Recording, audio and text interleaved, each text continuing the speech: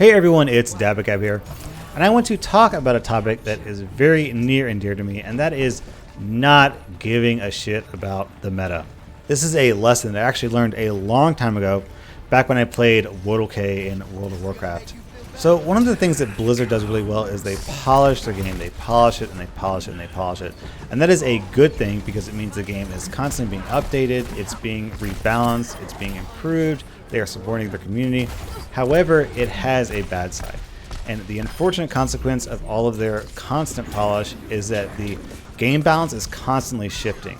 You'll end up with what the WoW community sort of affectionately called the flavor of the month.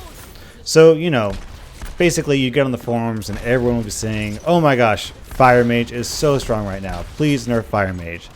And you'd be like, okay, so apparently Fire Mage is good right now. And you get online and you go into a dungeon. And of course you grew up with a Fire Mage because every single mage in the game has switched to Fire Spec because Fire Spec is apparently so popular.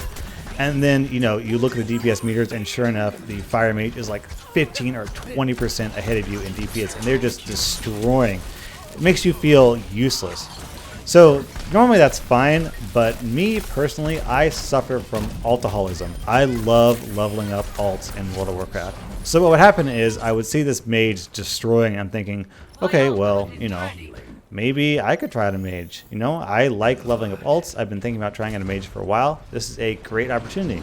So I would switch characters and start a level 1 mage and start leveling up. And oftentimes I would get to max level. I think that was 80 in WOTLK. Just in time to enjoy the tail end of the mage flavor of the month, and then a nerf would happen, and mage would no longer be the powerhouse that they were before, and would be some other class like marksmanship hunter, and then marksmanship hunter would be the new king of the world. So then I think to myself, okay, well, that was fun leveling the mage. Maybe I could try out a hunter, and then some of the times, a lot of times what would happen is I would start leveling up a hunter. So what ended up happening was I sort of realized that I was just wasting my time. I wasn't really giving myself a chance to really enjoy the end game. So I had to kind of force myself to just stop worrying about the meta. Stop worrying about what was popular right now, what was strong right now. Because Blizzard just cycles through this stuff so quickly, it's really kind of pointless to put all of your hopes and energies into one of the classes that's so strong right now. Because inevitably that class will get nerfed, some other class will get buffed, and then that class will be super strong. So in order to really enjoy the game, I had to just learn to tune that out. Like, yes, Fire Mage is super strong right now. And yeah, when I grew up with a Fire Mage, that Fire Mage just destroys me in DPS. But that's okay because that's temporary. I just need to work on learning my class better and getting better gear for my class. And then when the patch rolls around, the Fire Mage won't be so strong and some other class will be good. And maybe it'll be my class even. And just ignoring all of that chatter in the background helped me enjoy the game, helped me focus on a character, helped me learn a character and understand the nuances of that character a little bit better, and then, ultimately become a better player at World of Warcraft. So when I joined Overwatch and started playing Overwatch, I was sort of pre-charged to just ignore the meta. And, like any other Blizzard game, the meta has shifted a lot over the years. Or not over the years, I guess over the months. This game hasn't been out for a year. I mean, for a while it was Genji plus Symmetra plus Zenyatta would just destroy everything.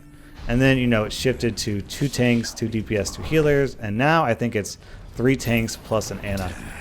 And I think that for most of us, for everyone who isn't in the top 5%, top 10% of Overwatch players, of course, if you are in the top 5 or 10%, then this video has no application to you whatsoever. For everyone else, I think it's probably safe to just ignore the meta.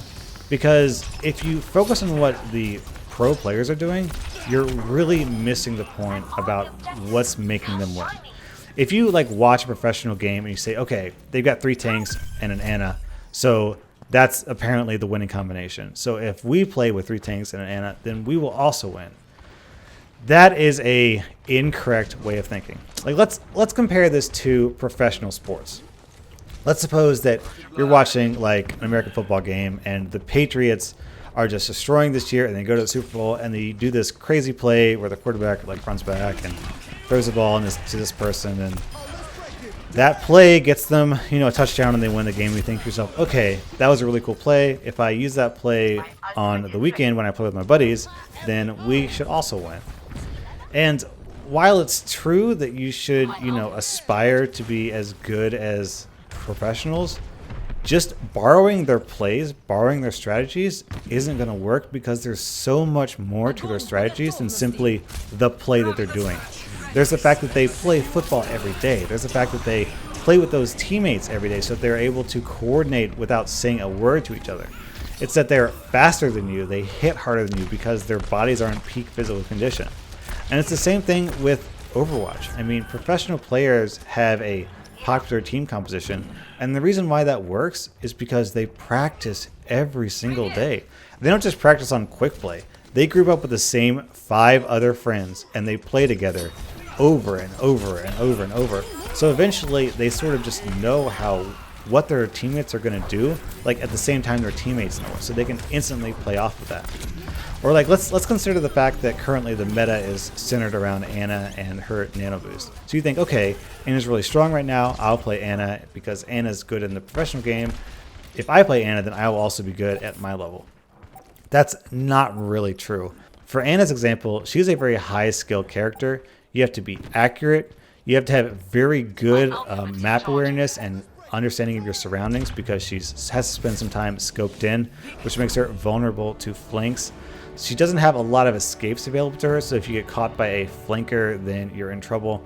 So there's just a lot of stuff that sort of relies on that strategy. Like, let's suppose you play Ana and your 3 random teammates on quick play all pick tanks because they know it's so important to play 3 tanks in an Ana. But then you're constantly getting destroyed by the enemy Genji. Well, that's because the Genji is naturally going to go after the healer, because that's the Genji's job. But since the tanks don't know professional level strategies, they're not doing a very good job of protecting you, the healer, so you're just constantly getting picked off. So how is that helpful to your team? In that case, you might actually be better switching to, Lucio, who's a little bit more slippery, or Mercy, who can dash to help when she's in trouble. And sure, those characters aren't part of the meta, but it really doesn't matter, because the meta isn't built for 90% of the players out there. The meta is built for, that top 5%, top 10%. So as Overwatch changes and evolves, and as they release updates and characters get weaker and characters get stronger, I think the important thing to remember is to not jump on the bandwagon. Don't start playing Ana just because the professionals are playing Ana. That's a little bit silly.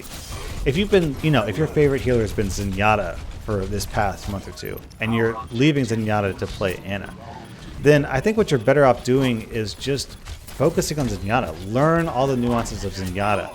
So that's kind of the philosophy I use anyways. I mean, I just try to get better at the game. I try to find a character that I like, and I try to learn that character, and try to get better at the character, and then better and better and better. And, if that character is not super strong at that particular moment, then it's not a big deal. I just still try and get better, and then eventually, if an update rolls around where that character's really good, then great. And if they get nerfed later, so what? I'm still going to play that character. So the key, is understanding what makes someone good at Overwatch. Are you good at Overwatch? Are you winning the game because you're playing Ana? No. You're good at the game and you're winning Overwatch because you have good map awareness, because you're playing with your teammates, because you know when you should and shouldn't ult. Those are the things that matters. The fact that you have the same team comp that you saw in some esports competition doesn't matter, because the reasons that made that team composition win just don't apply to you unless you're an incredibly top tier player. So hopefully this video will set you free. It will break the shackles of the meta that had once bound me to the whims of Blizzard designers who would buff and nerf as they please. Just play what you want, man. Just try and get good at the game. Don't focus on the top tier players. The goal is to get to be that good. Develop your skills so that you are as good as top tier players. Then you can start worrying about the meta. Alright, so let me know your thoughts in the comments, and definitely check out the Dabacabb Discord server if you're interested in hanging out, saying hi. So thanks for watching. Dabacabb out.